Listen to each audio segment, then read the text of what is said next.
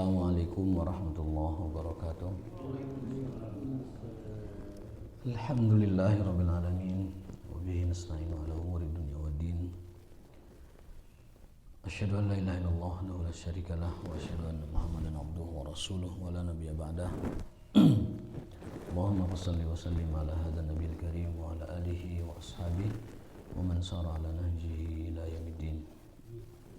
Allahumma subhanaka la ilma lana illa ma 'allamtana wa 'allimna ma yanfa'una wa zidna ilman.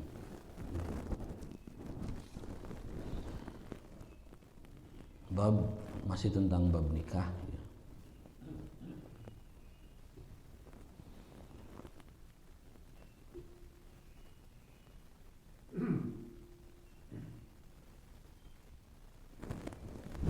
Tentang perjanjian komitmen pranikah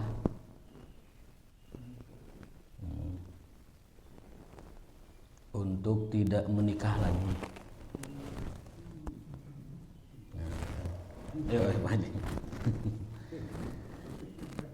Jadi kalau ada perjanjian pranikah itu dibolehkan.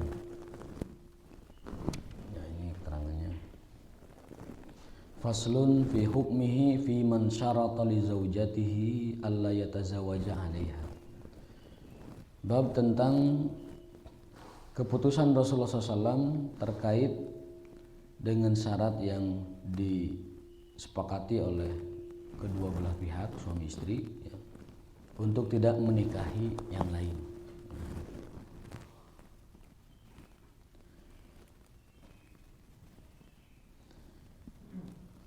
Wasta'dzanahu Banu Hisham ibnil Mughirah an yuzawwiju Aliya ibn Abi Thalib radhiyallahu anhu ibnata Abi Jahal falam ya'dzan fi dzalik. Jadi ini kejadiannya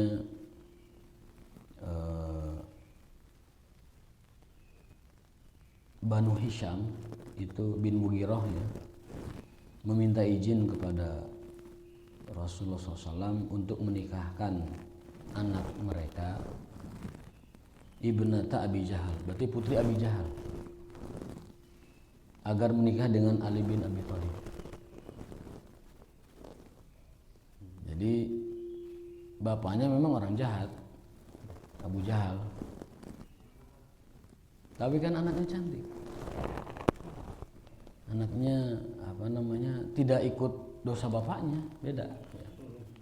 Maka keluarga besar mereka, kan Abu Jahal kan meninggal. Setelah itu, keluarga mereka bermaksud untuk menikahkan Ali bin Abi Thalib dengan putrinya Abu Jahal. Bayangkan coba kalau ini terjadi, Ali bin Abi Thalib menikahi putri orang yang paling dikasihinya, sekaligus nanti menikahi putri orang yang paling dibencinya. Iya bapaknya, ya putri dari ya kan. Jadi Ali bin Abi Thalib menikahi putri dari seorang bapak yang paling dicintainya yaitu Rasulullah, dan menikahi seorang putri dari seorang bapak yang paling dibencinya yaitu Abu Jahal. Abu Thalib sama bapaknya ya, Abu Jahal. Ibnata Abi Jahal. Falam ya'dzan fi dzalik. Tetapi Nabi tidak mengizinkan. Wa qala illa an yurida ibnu Abi Thalib an yutalliqa ibnati. Boleh, syaratnya satu, ceraikan anakku. Ini Bapak. Rasulullah tidak mau Fatimah dimadu. Ali boleh menikah dengan anaknya Abu Jahal dengan syarat ceraikan anakku. An yutalliqa ibnati. Wayan kiha ibnatahum, dan menikahi si putrinya Abi Jahal itu. Fa innama Fatimatu bid'atum minni, karena Fatimah itu adalah bagian dari diriku. Yuribuni ma rabaha wa yu'dini ma adzaha. Yang menyusahkannya sama dengan menyusahkanku, yang menyakitinya sama dengan menyakitiku. Inni akhafu an tuftana Fatimatu fi diniha. Aku khawatir Fatimah terjadi apa-apa pada dirinya, pada agamanya. Wa inni lastu uharimu halalan. Aku tidak mengharamkan yang halal. Aku tidak mengharamkan poligami. Tidak. Tapi aku tidak mau putriku dipoligami. Tidak rela gitu. Jadi makanya Nabi menegaskan, inni lastu uharimu halalan. Saya tidak mengharamkan yang halal. Wala uhillu haraman. Saya juga tidak menghalalkan yang haram. Tidak ada masalah dengan hukumnya. Itulah kalau bahasa kita aja, saya tidak ada masalah dengan hukumnya. Tapi untuk Fatimah saya tidak rela. Nah, gitu. Istilahnya begitu.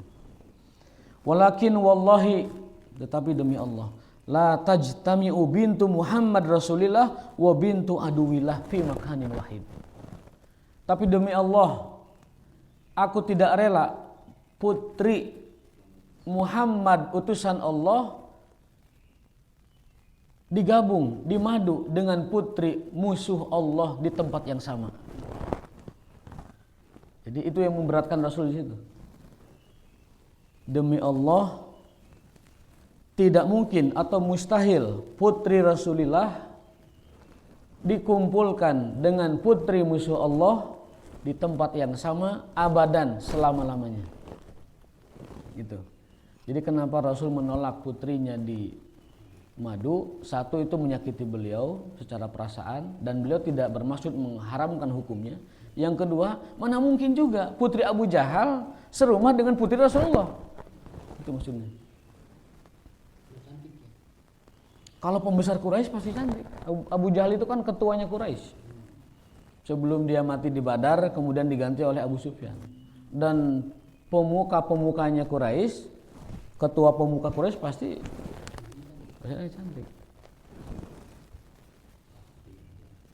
Fi makanin wahid abadan, selama-lamanya.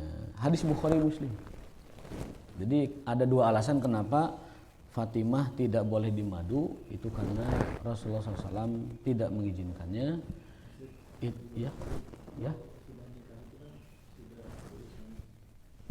Ya. Ini kan belum, masih mau minta izin. Belum nikah. Minta izin. Jadi keluarga Abu Jahal itu minta izin untuk menikahkan putri mereka dengan Ali bin Abi Thalib. Lalu Nabi SAW tidak mengizinkan dan mengatakan barang siapa yang menyakiti Fatimah itu sama dengan menyakitiku. Dan tidak mungkin juga musuh Allah dengan kekasih Allah Rasulullah gitu bertemu anaknya di tempat yang sama. Gimana psikologinya coba? Rasulullah SAW taruhlah suatu hari ingin kunjungan misalkan ke besan atau kunjungan ke menantu, tiba-tiba di sana ada musuhnya Abu Jahal lagi kunjungan juga ke putrinya. Wah, itu kan padahal keduanya musuh gerak. Sampai Rasul mengatakan Abu Jahal itu Fir'aunnya abad ini. Ketika Rasul ada Fir'aun hadhil ummah, inna Abu Jahal Fir'aun hadhil ummah. Abu Jahal itu Fir'aunnya umat ini. Coba bagaimana mungkin Nabi Allah ketemu di rumah yang sama, nganjang ka menantu atau nengok cucu, ketemu dengan musuh Allah. Iya, ini kan sebelumnya. Sebelum kematian Abu Jahal. Makanya disebut musuh Allah. Kalau sudah mati mah tidak akan ada cerita ini. Ya. Jadi itu yang memberatkan Nabi alaihi salatu wasallam. Jadi tidak berat bagi beliau untuk menerima itu. Fatadammana hadzal hukmu anna rajula idza syarata li zaujatihi. Yang dapat kita ambil dari hadis tersebut sebuah hukum bahwasanya apabila seseorang mensyaratkan untuk istrinya ketika menikah, komitmen atau perjanjian pranikah kalau kata orang keren sekarang, untuk tidak menikah dengan yang lain, lazimahul wafa, maka wajib ditaati. Wajib dilaksanakan. Jadi kalau sebelum menikah ada perjanjian tidak akan menikah lagi, itu wajib ditaati. Lazimahul wafa bisyarti wa ma tatazawaja 'alaiha falahal fashu. Kalau kejadian si suami menikah lagi dengan yang lain, padahal ada perjanjian sebelumnya tidak akan menikah lagi, si istri boleh minta pembatalan nikah. Tapi namanya bukan gugat cerai, namanya fasah. Fasah itu minta pembatalan. Kenapa? Karena suaminya telah melanggar perjanjian pranikah antara mereka. Gitu. Pranikah. Kalau talak kan ada sebabnya, mungkin KDRT, mungkin tidak dapat menunaikan kewajiban suami istri, mungkin karena tidak dapat menunaikan hukum Allah, allan yuqima hududallah. Itu cerai namanya. Dia gugat, satu karena KDRT, dua karena tidak memberi nafkah lahir batin, ketiga karena memaksiati hukum Allah secara disengaja. Nah, kalau ini namanya fasah. Fasah itu minta pembatalan nikah karena ada perjanjian atau syarat pranikah yang dulu mereka sepakati dilanggar oleh salah satu pihak. Fasah namanya. Fasah itu temennya talak, cuman istilahnya saja beda. Kalau talak itu karena sebab, kalau fasakh itu karena ada perjanjian sebelumnya yang dilanggar gitu. Itu namanya fasakh, ya? Perjanjiannya sah. Perjanjiannya sah. Jadi kalau fasakh itu namanya pembatalan akad nikah. Walaupun sudah berlalu sebenarnya, itu dibatalkan. Kenapa? Karena ada syarat yang dulu mereka sepakati dilanggar. Itu namanya fasakh. Contoh fasakh begini. Ada pernikahan, ternyata wali yang menikahkan itu orang yang sama sekali nggak ada hubungan dengan dia gitu. Wali palsu. Wali palsu. Atau ketika pernikahan ada syarat rukun yang tidak dipenuhi. Fasakh. Fasakh itu namanya. Atau ketika menikah ternyata diketahui bahwa itu adalah saudara sesusuannya. Adiknya ternyata adik susu. Itu dipasah, dibatalkan akadnya, bukan cerai. Jadi beda cerai dengan pasah juga. Tapi nanti konsekuensinya sama. Ada idah, ada rujuk, ada idah. Kemudian setelah itu diceraikan selama-lamanya dan seterusnya. Kalau si suaminya bohong kan, misalnya aku iya. Oh, kalau itu enggak, itu tidak merusak akad. Jadi ngaku bujangan padahal cucunya segudang misalkan. Nah, itu mah etiket saja, etiket dia ya bohong, ya berdosa bohong. Ya? Enggak, kalau sudah terjadi pernikahan, pasahkan pembatalan nikah. Akadnya sudah terjadi, tapi ada sesuatu yang dilanggar sebelumnya gitu. Mungkin karena tadi wali palsu, karena mahar palsu, kamu segala macam palsu, atau dia adik susuan, atau dia adik lama yang ketemu, atau tadi ada perjanjian yang dilanggar, itu namanya fasakh. Fasakh. Kalau fasakh terjadi, padahal pernikahan sudah terjadi, itu idahnya sama gitu.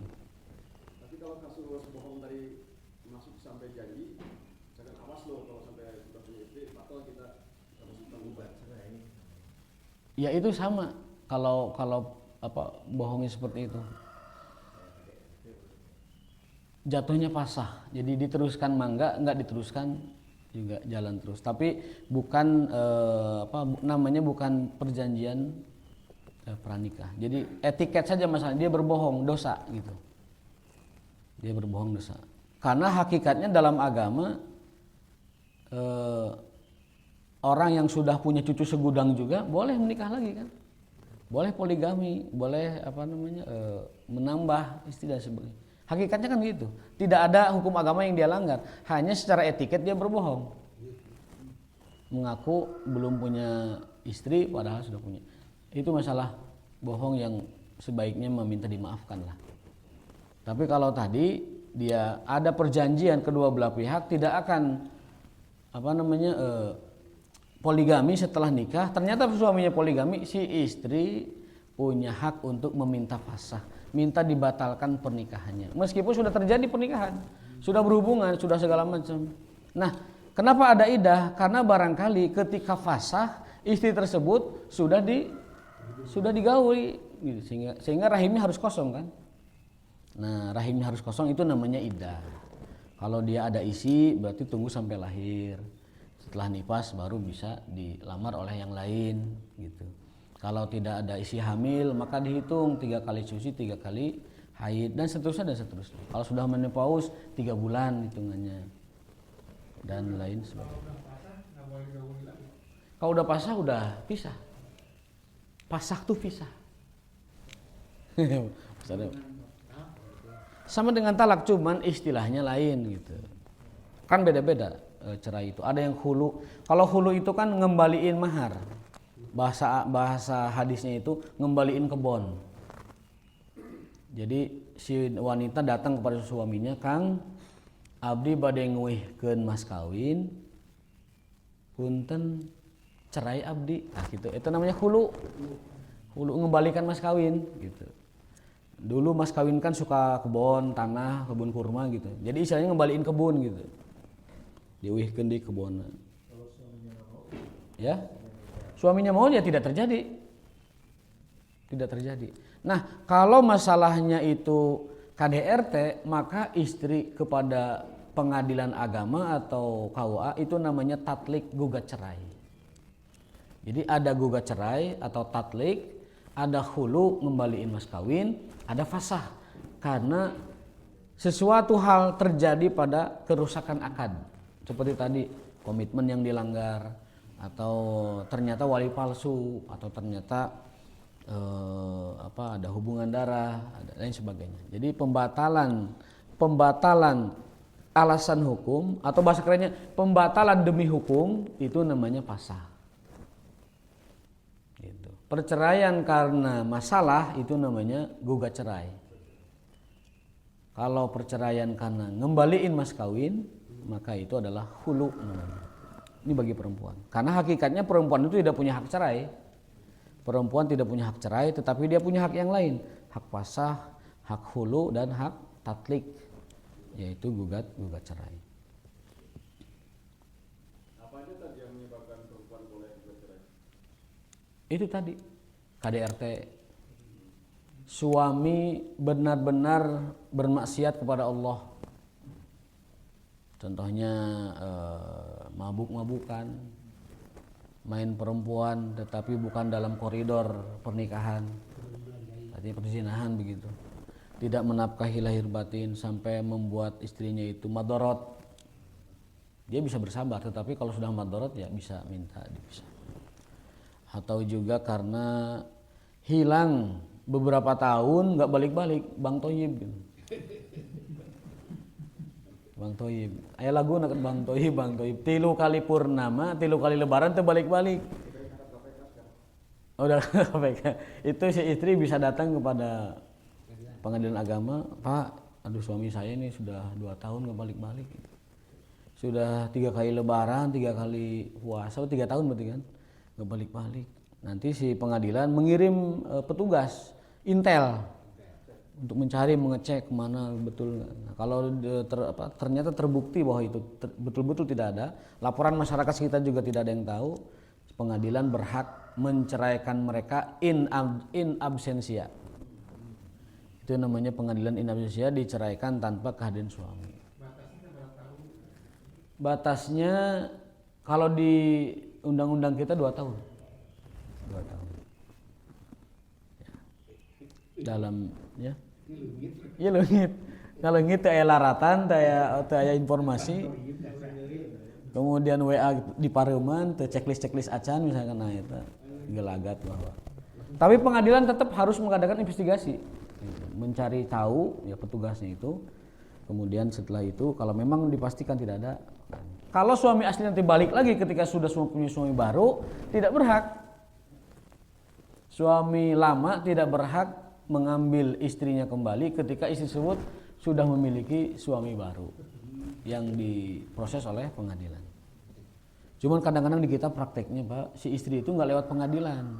Tahu suaminya hilang setahun 2 tahun begitu misalkan, langsung aja dia nikah secara tanda petik ilegal, sirik lah dengan yang lain. Ternyata suami aslinya datang, kunaon Kang ngaleungit, kapungkur, abdi nyasap di hutan ya gitu kan. Jadi leungit di leuweung teu balik deui, teu apal jalan gitu. Akhirnya luntang-lantung 2 tahun di leuweung. Kan itu ujungnya syar'i kan, luntang-lantung di leuweung. Syar'i ujungnya itu diterima.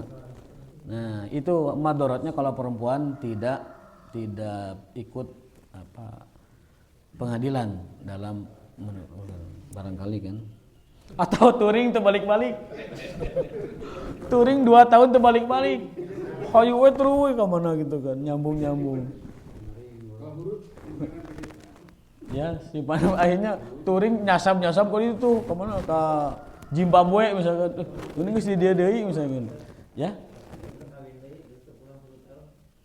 Ya itu hilang juga namanya. Hilang. Jadi kalau tidak ada kabar kan mau memberi madorot kepada istri pertamanya kan. Madorot gitu. Itu pertimbangannya madorot. Istri pertama madorot, lahir batin madorot. Sehingga dia berhak ke pengadilan menggugat cerai. Itu yang pertama. Jadi ketika suami tidak dapat menunaikan hukum Allah, teu salat, teu puasa, teu zakat, mabuk-mabukan, berzina, lain sebagainya lah. Molimo yang kita kenal dengan penyakit masyarakat. Yang kedua adalah tadi gugat cerai itu, yang kedua adalah KDRT. Yang ketiga hilang tanpa laratan. Kalau huruf kan diketahui, oh suaminya huruf, jadi tunggu. Ulah ketika huruf nikah lagi, jangan. Ya berapa lama nggak pulangnya? Kalau nggak pulangnya benar-benar nggak pulang banget, si istri boleh ke pengadilan. Pak, punten suami abdi teh ngiring huruj. Tos 10 tahun teu uwi-uwi. Nah, yang madorot kan. Artinya apa? Istri tidak mendapatkan tujuan pernikahan, yaitu kebahagiaan batin dan kebahagiaan lahir. Tidak ada yang nafkahan, tidak ada yang memberi dia nafkah batin, tidak ada yang menjaga dia dan segala macam. Padahal laki-laki di sekitarnya itu ribuan, ya kan? Nah, berminat. Nah, dia ketahan oleh suami lamanya yang khuruj 10 tahun nggak balik-balik, kan begitu.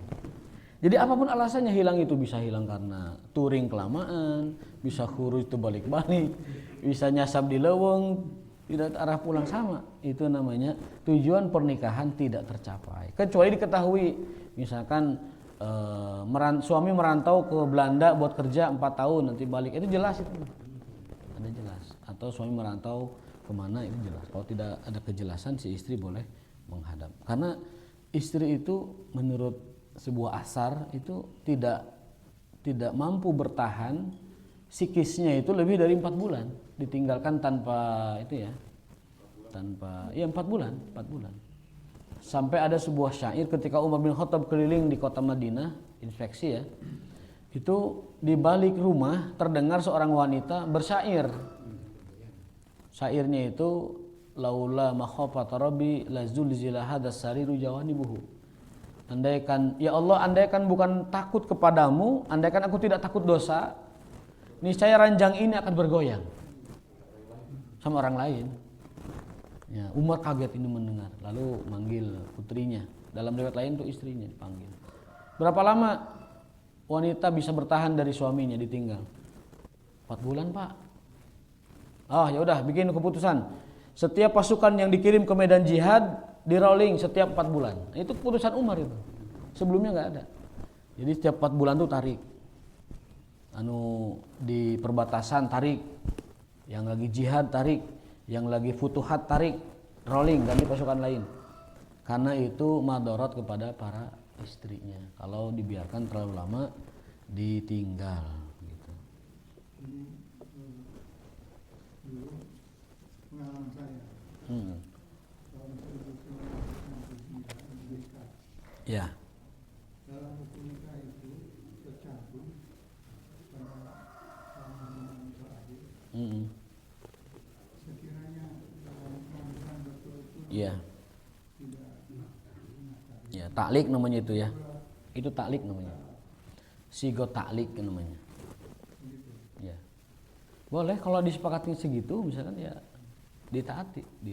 Kalau memang kesepakatan keduanya atau pemerintahan setempat, ulil amri setempat menilai bahwa dalam jangka sekian itu terjadi madorot antara pasangan kalau tidak pulang misalkan, bisa saja kesepakatannya bisa masing-masing disepakati. Makanya ada orang yang mentandatangan itu sigot taklik itu, ada yang tidak.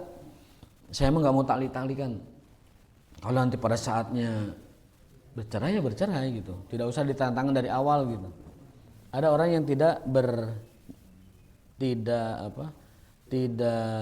berkenan menandatangani sigoh taklik.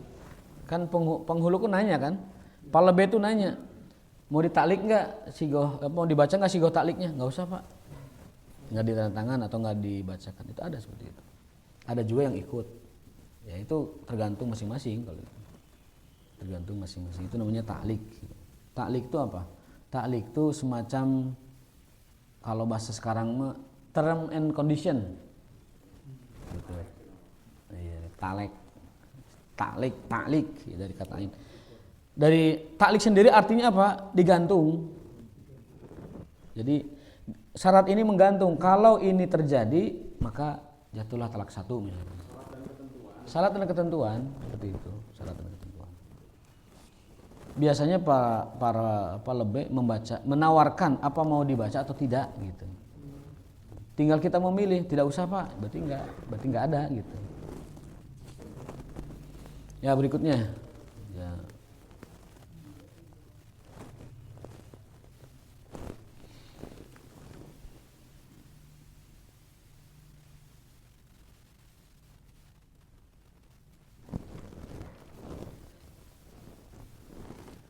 Faslun fi hukmi sallallahu fi nikah syigor. Ya, ada beberapa nikah yang diharamkan dalam Islam. Ada beberapa nikah yang diharamkan dalam Islam. Yang pertama adalah nikah syigor. Pakai shin, syigor. Ya. Dalam Sahih Muslim dijelaskan Ibnu Umar meriwayatkan hadis yang marfu kepada Rasulullah SAW, marfu itu sampai kepada Rasulullah SAW. La syigara fil Islam, tidak ada nikah syigor dalam Islam. Apa nikah syigor itu? Nikah syigor itu nikah barter. Nikah barter. An yuzawwija rajulu ibnatahu ala an yuzawijahul akhar ibnatahu wa laysa bainahuma shadaq. Seorang bapak nawarin anaknya kepada seseorang agar orang itu menawarin anaknya kepada dia. Jadi mas kawinnya tuh anak masing-masing gitu, ibaratnya gitu. Jadi atau saudaranya, bro, mana kawin lah jeung lanceuk urang. Tapi engke urang kawin jeung adi maneh. Gitu. Atau bro, anak mana jeung urang lah, kayak anak urang jeung maneh gitu. Nah, itu enggak boleh, nikah sigor namanya itu. Sigor. Walaisa bainahuma shadaq. Yang kedua, nikah muhalil. Nikah yang menjadi perantara penghalalan talak 3. Itu namanya nikah muhalil. Jadi ada pasangan sudah talak 3. Talak 3 itu kan talak cerai abadan, abadi, tidak boleh ada kembali lagi kecuali diselingi oleh pernikahan baru dan mereka sudah berhubungan, diceraikan lagi, baru boleh diambil lagi. Jadi hakikatnya cerai itu hanya 2. Cerai 1, cerai 2, hakikatnya itu. Dicerai 1, kalau dia dirujuk di masa iddah cerai 1, itu tanpa akad baru, bisa langsung rujuk. Baik rujuk dengan ucapan, Neng, saya rujuk kamu, atau rujuk tanpa ucapan, keketayapan gabrug. Nah itu rujuk juga itu namanya. Talak 1. Jadi talak 1 mah rujuknya itu apa tadi? Boleh kinayah, boleh sorry. Sorry itu boleh verbal, rojak tuki sigotnya. Boleh tidak berkata rojak tuki, tahu-tahu sudah keketayapan, gabrug di tukang. Wah, itu rujuknya itu. Ya? Tidak perlu. Tidak perlu. Makanya ketayapan tuh tidak ada saksi. Namun saksi mah era. Gitu. Nah, tapi kalau iddah talak 1 dibiarkan, tidak dirujuk, habis masa iddah, kalau kembali di waktu setelah habis iddah 1, itu jatuhnya talak 2. Harus akad baru. Akad baru mas kawin baru. Ya, illa bi'aqdin jadid wa mahrin jadid. Ada akad lagi tuh, berarti walinya harus ada, saksi harus ada, mas kawin juga ada. Jadi hati-hati orang yang sudah mencerai istrinya dengan talak 1, segera rujuk di masa idahnya. Kalau istrinya masih haid, itu idahnya 3 kali suci, 3 kali haid. Berarti suci haid suci 1, suci haid suci 2, suci haid suci 3. Tidak mesti, karena haid orang beda-beda.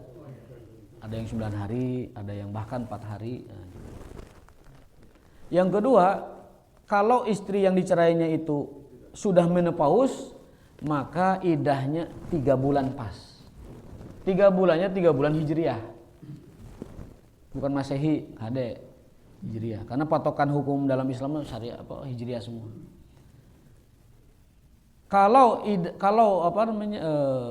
wanitanya itu idahnya idah mati suaminya, maka itu 4 bulan 10 hari. 4 bulan 10 hari. Kalau wanitanya sedang hamil, idahnya sampai melahirkan. Nah, itu masa-masa idah seperti itu.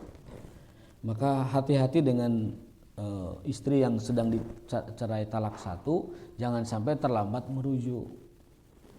Kalau sudah terlambat merujuk, itu perempuan jadi statusnya talak 2, idah talak 2. Itu baliknya bisa, tapi tadi akad baru dan mas kawin baru. Tidak usah rame-rame, yang di rumah aja keluarga. Itu akad lagi, disaksikan oleh 2 orang saksi yang adil, yang baik. Nah, nikah muhalil ini nikah yang menjadi perantara antara orang yang wanita talak 3, suaminya itu pengen balik lagi gitu. Keceplosan talak 3, tapi ternyata hulang, aduh bogoh kene. Tapi sudah talak 3, nah itu tidak ada kesempatan kecuali si wanita itu dinikah lagi. Jangan merekayasa, Kang, sini saya kasih kamu 5 juta ya.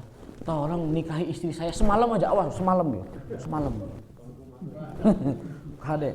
Dan harus berhubungan dengan suami baru, harus berhubungan, tidak boleh tidak, itu syaratnya. Hadisnya hatta tadzuqa usailataha wa tadzuki usailatahu. Sampai si wanita menikmati, tanda petik mohon maaf ya, air suaminya, atau si suami menikmati air istrinya. Madunya, air madunya gitu. Bahasa hadis. Ya, saya kutip apa adanya. Jadi sampai berhubungan gitu. Diceraikan oleh suami baru. Nah, baru istri itu boleh diambil lagi oleh kita dengan tentunya pernikahan baru. Tapi tidak boleh direkayasa. Di Cirebon saya pernah cerita kan, ada orang disewa.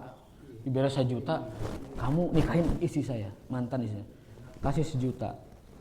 Mereka menikah, tapi 1 malam saja ya. 1 malam saja. Saputing baik kade.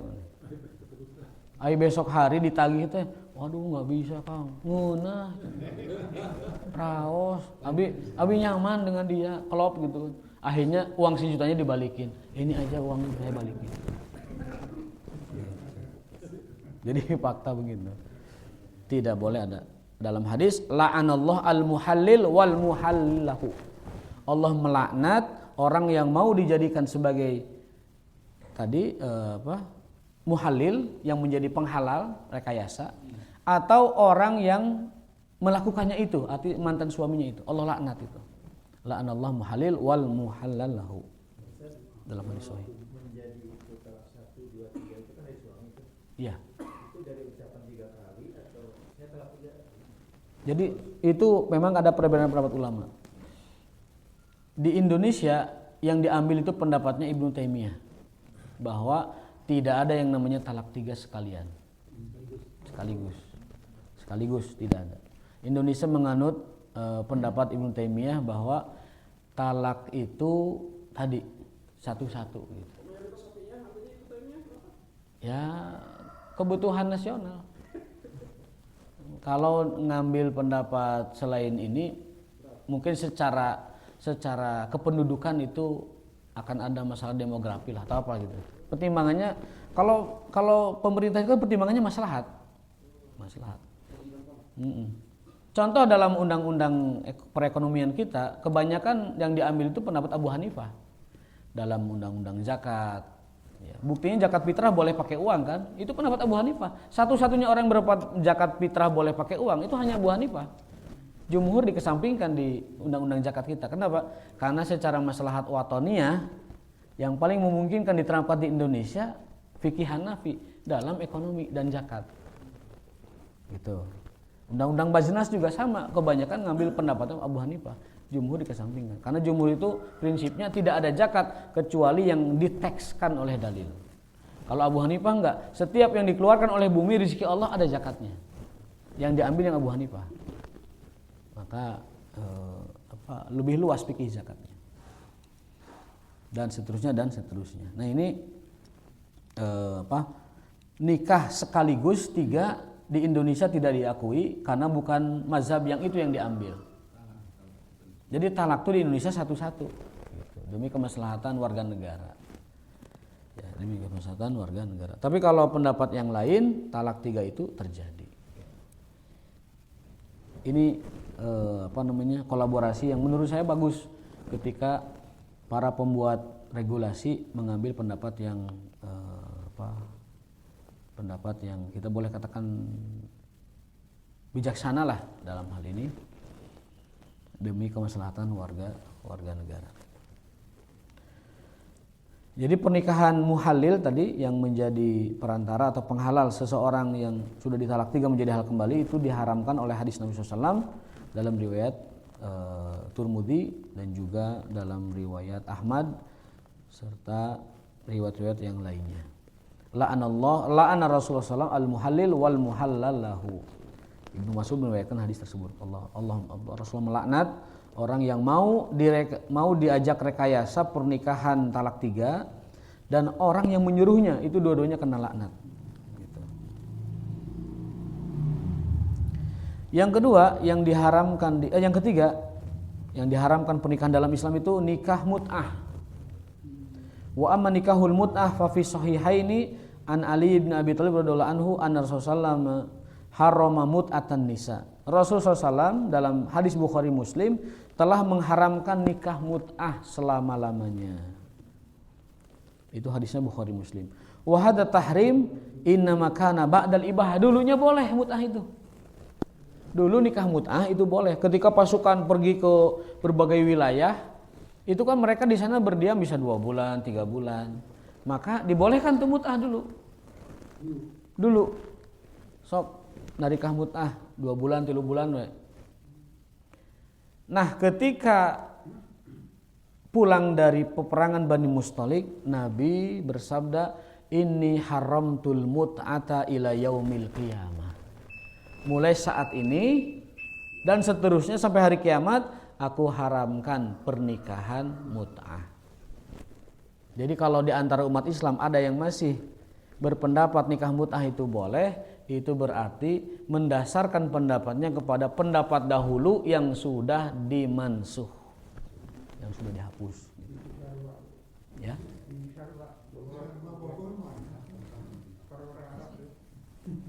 Ya, bisa jadi di mana-mana. Jadi nikah yang berbatas waktu seminggu, sebulan, ya.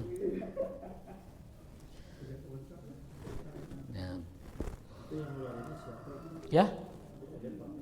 Yang enggak, kebiasaan orang yang mut'ah segitu. Sebulan, 2 bulan nikah mut'ah, kontrak ya. Nikah mut'ah definisi nikah mut'ah itu adalah nikah yang mempersyaratkan waktu. Gitu. Kan kalau jumhur nikah itu definisinya adalah nikah untuk selama-lamanya gitu. Enggak, dilarang. Dalam Islam diharamkan, dalam undang-undang negara juga dilarang. Itu tidak boleh karena itu menyelisihi hukum agama.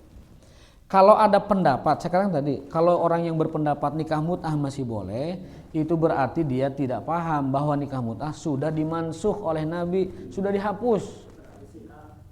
Ya. Syiah dan yang lain-lain, bukan hanya Syiah aja. Ada juga yang berpendapat kebolehan nikah mut'ah. Alasnya tadi, dulunya boleh kok. Dulunya boleh. Nah, dia tidak mengetahui bahwa nikah mut'ah sudah diharamkan setelah dibolehkan sebelumnya, gitu. Dikit lagi mohon maaf, nikah orang yang ihram itu juga haram. Menikah ketika ihram itu juga haram, tidak boleh. Tunggu selesai dulu tahallul, baru silahkan akad nikah. Yang terakhir, nikah pezina. Jadi kalau ada dua orang muda-mudi pacaran kebablasan kemudian berzina, itu si wanita yang hamil itu tidak boleh dinikahi oleh orang lain kecuali oleh yang menzinahinya. Yang pertama. Yang kedua, boleh wanita ini dinikahi oleh orang lain setelah kehamilannya itu melahirkan, masa idahnya beres, baru dia bisa menikah dengan orang lain. Jadi tidak boleh menikahi wanita yang ada di perutnya mengandung begitu. Ini hadisnya ini wa amma nikahu zina fa inna Marsad bin Abi Marsad al-Ghanawi istadzana Nabi sallallahu alaihi wasallam an yatazawwaja inaq wa kanat bagiyan faqala Nabi sallallahu ayat An-Nur faqala la tankiha. Termasuk juga masuk kategori hukum ini adalah menikahi wanita yang tadi berzina, PSK, mohon maaf ya. Itu dalam hadis ini Nabi melarang la tankiha, jangan nikahi mereka. Kan kita tidak tahu bagaimana rahimnya, bagaimana kondisinya kan segala macam. Jadi itu 5 pernikahan yang diharamkan. 1 nikah sigor, 2 nikah muhalil, yang ketiga nikah mut'ah, yang keempat nikah ihram, yang kelima nikah berzina. Itu nikah yang diharamkan di dalam Islam. Baik, terima kasih atas perhatiannya. Aku qouli hadza wa astaghfirullah li wa lakum. Wa subhanakallahumma wa bihamdika asyhadu an la ilaha illa anta astaghfiruka wa atubu ilaik. Wassalamualaikum warahmatullahi wabarakatuh.